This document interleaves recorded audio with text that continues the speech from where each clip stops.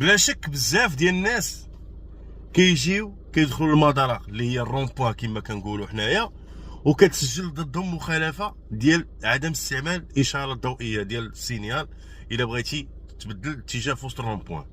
وللاسف بزاف ديال الناس تسجلات ضدهم هاد المخالفات سواء عند الامن الوطني ولا عند الدرك الملكي.